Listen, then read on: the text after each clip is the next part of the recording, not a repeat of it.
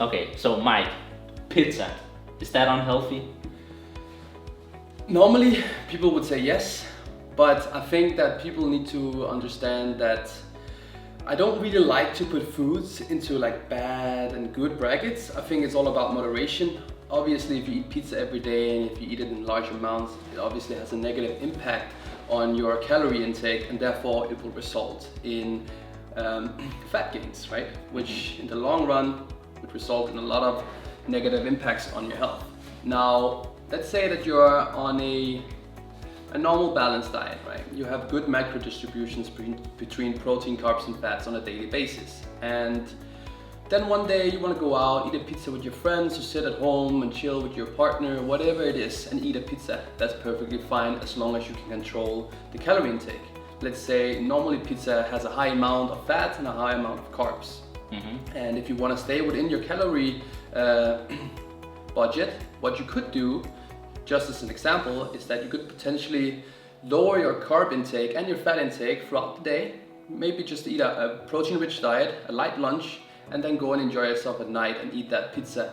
And that way you won't be in an excessive surplus, and therefore negate your results in terms of whatever your goals may be. So what you're saying at the end there is pretty much, kind of saving up a few calories for this meal per se at night.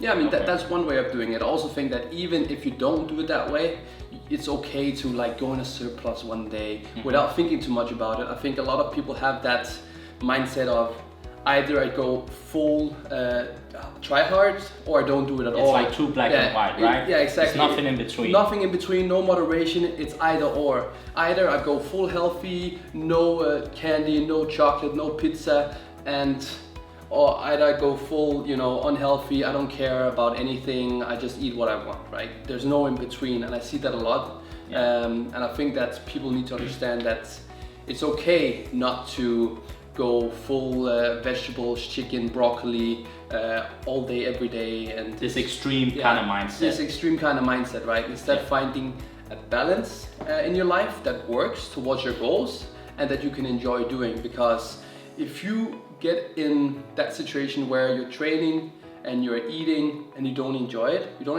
enjoy your training method, you don't enjoy the food that you're eating every day, then there is almost a guarantee that that person will eventually fall back into his old habits, and that no one wants that, right? You want to keep progressing, you want to enjoy your life, and ideally you want to find habits, like both training and eating habits, that you can implement into your life for, ideally you want to find something that you can do for years and that works for you. So ultimately you're saying that there is no healthy or unhealthy food, because we have to look at the context and also how frequently we're eating that specific food, whether it's unhealthy or healthy. So let's take this example. This is mayo. People would probably say that this is unhealthy, right? But is it really, if you just have a little bit of it once a week for your fries or something like that? That's what I mean. Obviously, mayo does have a lot of calories. In terms of the volume, there's a lot of calories in that bottle. So if you tend to overeat it, you can very easily overeat in calories and get in a surplus. That's why it's recommended that you eat vegetables and eat low-calorie foods, because it's high in volume and it's going to make you feel full while still keeping calories low, which is why it's recommended to eat a lot of vegetables, eat low-calorie foods when you're on a diet, because it just makes it easier. And it also, of course, the micronutrients in those foods is obviously also healthy, right? Whereas some of the high-calorie foods don't contain a lot of micronutrients, but at the same time, like I said, in moderation, it's perfectly fine to implement those foods, especially if you like them. It's not just about your physical health, but also about your mental health, because I feel like that is very, very important. If you see all of these pro athletes and stuff, they are obviously very, very strict with the diet, very, very strict with the regimen, but that's not everyone's goal. Some people just want balance in their life, they want to live overall healthier and just feel good both physically and mentally.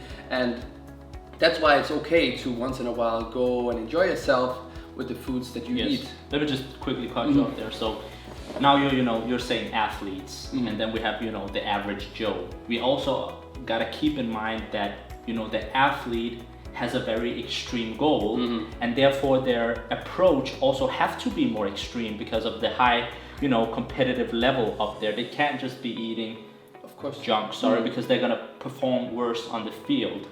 But the average Joe doesn't have that much of an extreme goal setting, and therefore their approach doesn't necessarily have to be as extreme either, right? Yeah, but that's also that's where social media comes in, and that's what people need to understand, is that a lot of people that wants to start getting into training, starting going to eating healthier and stuff, the role models and the people that they look up to, those are these extreme guys athletes, or girls, right? Yeah. And that's why they take their advice, or not necessarily their advice, but what they're doing and trying to implement it into their life, even though that they're not a professional athlete, but instead they just want to eat healthier and do some exercise, right? So and that's where, like I said earlier, that we have to look at the context, and the context simply means, who is the person, girl, male, age, what's their goal, what's their experience, what's their standpoint, right?